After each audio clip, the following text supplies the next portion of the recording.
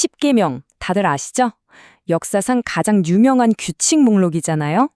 그런데 만약에 이 이름이 사실은 잘못된 거라면 어떠세요?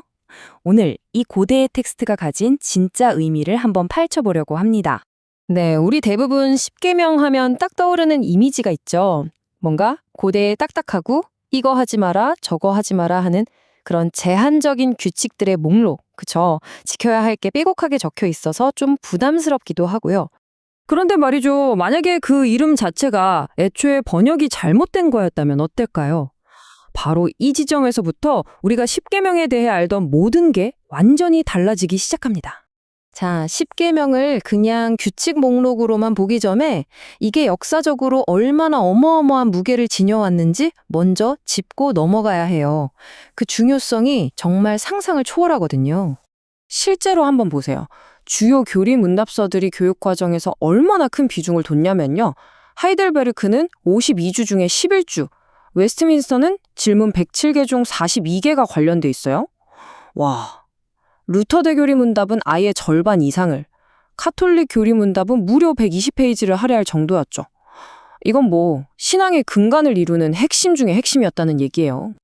자, 이렇게나 중요한 텍스트인데 혹시 우리는 그 첫 단추, 그러니까 이름부터 잘못 꿰고 있었던 건 아닐까요? 모든 이야기는 바로 이 번역의 문제에서 시작됩니다. 그래서 질문은 아주 간단합니다. 성경 원문, 그러니까 히브리어 성경에 과연 십계명이라는 단어가 정말로 등장할까요? 정답은 아니오입니다. 놀랍게도 없어요. 원문에 나오는 히브리어는 아세레트 하데바림이라는 표현인데요. 이게 무슨 뜻이냐면 10가지 계명이 아니라 바로 10가지 말씀입니다. 계명이 아니라 말씀. 와, 바로 이 지점에서 모든 게 달라지기 시작하는 거죠. 그리고 이 말씀이라는 개념은요, 나중에 그리스어로 번역될 때도 그대로 이어져요. 우리가 종종 듣는 데칼로그라는 단어, 이게 바로 열을 뜻하는 데카랑 말씀을 뜻하는 로고스가 합쳐진 거거든요. 보세요. 어디에도 명령이나 규칙이라는 뉘앙스는 찾아볼 수가 없죠. 자, 그럼 계명과 말씀, 이게 대체 어떻게 다른 걸까요? 에이, 그냥 단어 하나 차이인데 뭐, 라고 생각하실 수도 있지만 아니에요. 이건 정말 세상을 보는 관점 자체가 완전히 뒤바뀌는 그런 근본적인 차이를 만들어냅니다.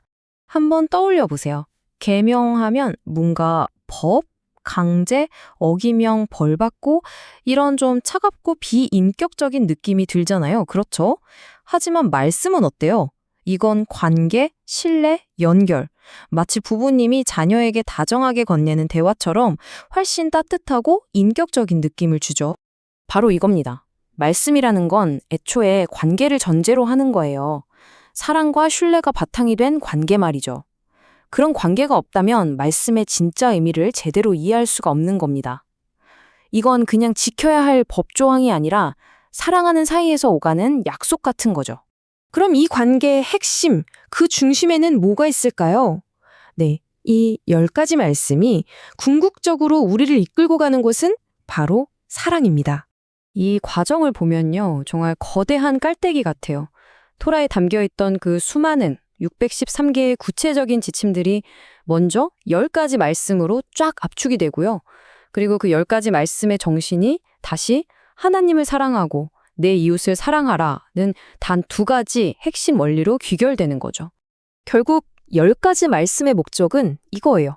우리가 진짜 자유롭게 살면서 사랑받고 또 사랑하는 법을 배우게 하는 것.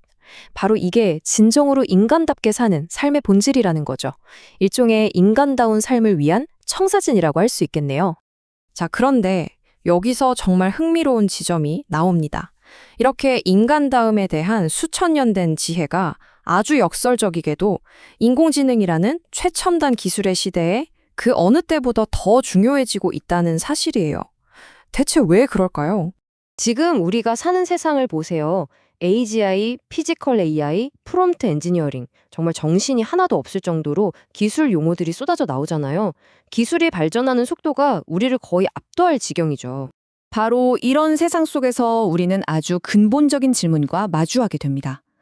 생각하는 기계, 즉 인공지능이 인간의 지능을 막 따라잡고 심지어 뛰어넘으려고 하는 이 시대에 과연 진짜 인간답다는 건 뭘 의미하는 걸까요? 그런데 놀랍게도 그 해답의 실마리를 바로 이 수천 년 된 텍스트에서 찾을 수 있다는 겁니다. 많은 학자들이 지금 AI 시대에 우리가 인간성을 잃어버릴 수 있다고 경고하면서 앞으로 가장 필요한 능력은 바로 공감과 연결 같은 인간적인 기술이라고 입을 모아 말하거든요.